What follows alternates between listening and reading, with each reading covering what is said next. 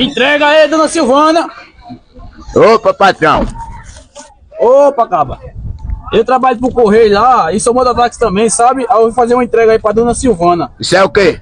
É a entrega do cartão que ela fez aí, o cartão. Ah, tá, foi, tá beleza, viu? Pera aí, patrão, você sabe assinar?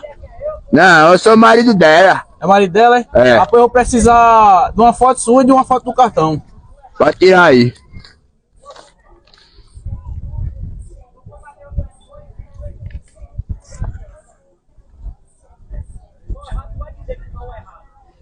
Pronto, senhor? Tirou? Pronto.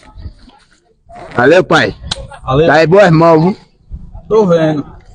Valeu. Aí.